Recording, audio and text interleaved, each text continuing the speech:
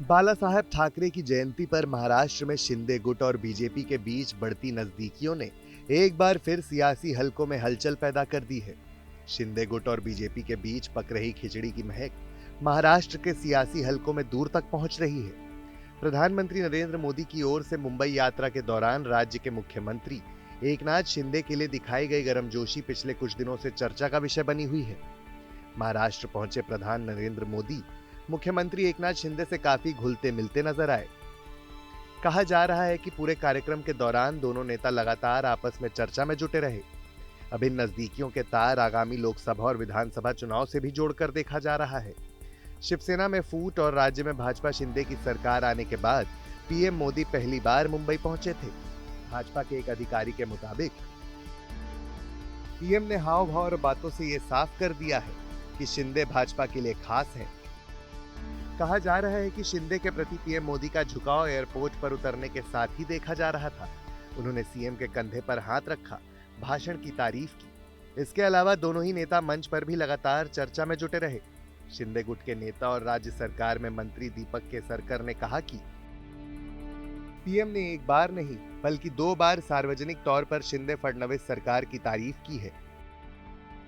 अटकलें हैं कि दोनों गुटों में सब ठीक है के संदेश की एक वजह आगामी बीएमसी चुनाव हो सकते हैं। राज्य में विपक्ष गठबंधन में दरार का दावा कर रहा है। मीडिया रिपोर्ट में सूत्रों के हवाले से कहा गया है कि शिंदे ने लोकसभा चुनाव में 48 में से 45 सीटों का लक्ष्य रखा है। साथ ही 288 सीटों वाली विधानसभा में 200 पार की बात भी कर रहे हैं। वहीं कुछ दिन पहले भाषण के दौरान खुले मंच से पीएम मोदी की तारीफ करना इस बात का इशारा था कि 2024 तक तो महाराष्ट्र की सियासत में बीजेपी की तरफ से बदलाव करना मुश्किल है। महाराष्ट्र के सीएम एकनाथ शिंदे खुले मन से बोलते बोलते भावनाओं की रौ में इस कदर बह गए कि वो क्या बोल रहे हैं शायद इसकी सुधि ना रही हो। हालांकि उन्होंने ऐसा कुछ तो नहीं कहा, लेकिन उन्होंने लग्जमबर्ग के पीएम को भारत के पीएम मोदी का भक्त बता दिया। सांगतो की मी परवा दावोसला गेलो होतो आणि दावोसमध्ये गेल्यानंतर पाहिलं आपल्या देशाच्या बद्दल आदरणीय प्रधानमंत्री महोदयांच्या बद्दल दावोसमध्ये विविध देशातले लोक आले होते, विविध राज्यातून आले होते, देशभरातून जगभरातून लोक आले होते। मला अनेक लोक भेटले, अनेक प्रधानमंत्री होते, अध्यक्ष होते, काही मंत्री होते। ते फक्त आणि फक्त मोदी साहेबांच्या बद्दल विचारायचे, मोदी साहेबांच्या बद्दल विचारायचे। मोदी साहेब एक तर प्रधानमंत्री आदरणीय प्रधानमंत्री जी एक लग्जमबर्ग के प्राइम मिनिस्टर मिले, मुझे कहा मैं मोदी जी का भक्त हूं। मेरे साथ उन्होंने फोटो खिंचवाया, बोले मोदी जी को एक फोटो दिखाई।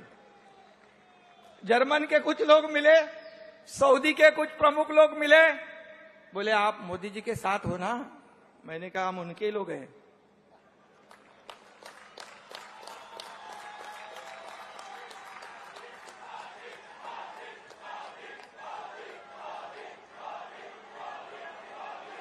और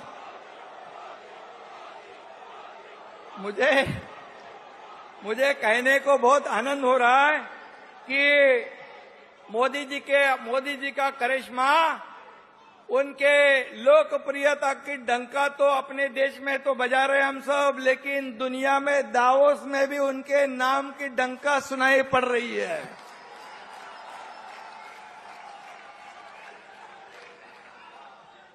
यह हमारा गौरव है। वहां ये सुनने के बाद 1,55,000 करोड़ के तो एमओयू हो गए, लेकिन इसके पीछे आशीर्वाद मोदी साहब का था, क्योंकि वहां पर जो माहौल था, वहां पर माहौल देखने के बाद इतनी खुशी हुई कि हमारे देश के प्रधानमंत्री जी का नाम पूरे दुनिया के प्रमुख लोगों के जबान पे है। ये बहुत बड़ा हमारे लिए गौरव है। और ये क्यों हुआ? क्योंकि G20 की प्रेसिडेंटशिप भी हमारे भारत देश को मिली। ये भी हमारे लिए गौरव है, गौरव की बात है। बीजेपी का सारा ध्यान इस वक्त 2024 के चुनाव पर है और खास बात यह है कि एक मराठा नेता के तौर पर एकनाथ शिंदे की प्रामाणिकता और ग्रामीण इलाके सतारा में पकड़ बीजेपी के लिए फायदेमंद साबित हो सकती है।